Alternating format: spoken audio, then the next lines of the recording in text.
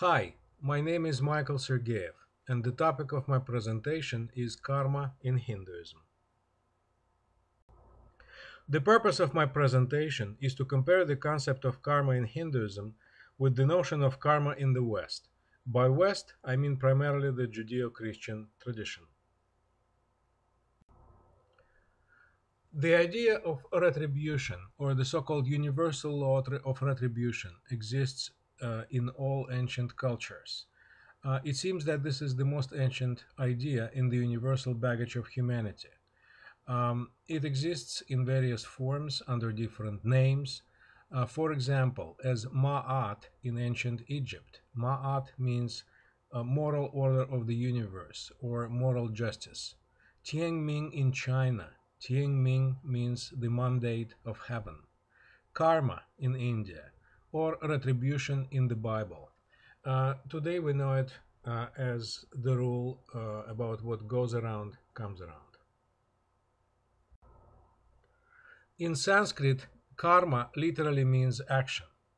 So the Hindu notion of karma is usually explained as consequences of one's actions. And somehow by consequences, we usually mean bad consequences of bad actions, as you can see in this picture. Karma versus destiny or fate. Now, in Hinduism, karma emphasizes personal responsibility for one's actions. So it is different from the idea of destiny or fate, which is a very bad, unfortunate destiny. In Hinduism, karma is not about what happens to you.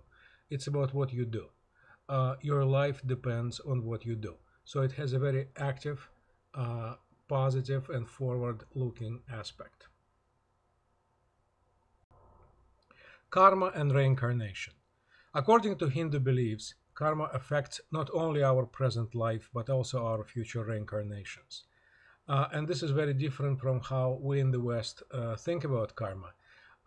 In the Bible, retribution does not go beyond our present life. In Christianity, it does.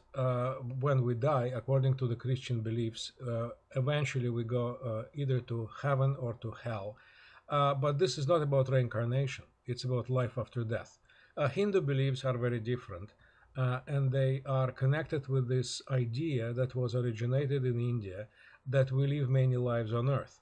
We can be reincarnated as humans, we can be reincarnated as non-humans, as insects, or even as trees, and depending on what kind of karma we accumulated during our past lives, we will be reincarnated in lower or higher forms of life after we die.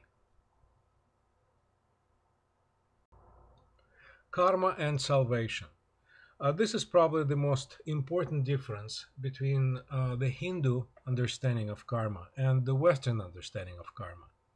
We in the West think of a good karma as a way to live a good life, and we think of a bad karma as the way not to live your life. Again, this is similar to the biblical idea of retribution. If you do well, you will be rewarded by God, and you will end up in heaven. If you do not do well, then you will be punished by God. Now, in Hinduism, karma and the understanding of karma is very different. Hindus believe that in order to attain spiritual liberation, one must not collect any karma whatsoever, good or bad. This very important idea is connected with their idea of life or samsara, as you can see in this image. This is the wheel of samsara in Buddhism, but the idea of samsara, or the wheel of life, is the same in Buddhism and in Hinduism. The idea is that if we collect some kind of karma, good or bad, we have to come back and be reincarnated within the wheel of life. So we have to come back and learn our lesson again and again. It's like going to the same grade again and again.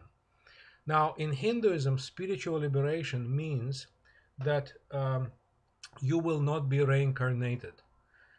Christians want to be born again. Hindus do not want to be born again. It's like a deja vu. So spiritual liberation means that we are free from reincarnation. And why? Because we are free from our karma. That's why to attain spiritual liberation in Hinduism, we must not collect any karma whatsoever. Summary. So Hindu understanding of karma involves three things. First, it emphasizes personal responsibility. Second, it extends beyond our present life. And third, and probably most important, it has relative importance in the achievement of salvation. Thank you for listening.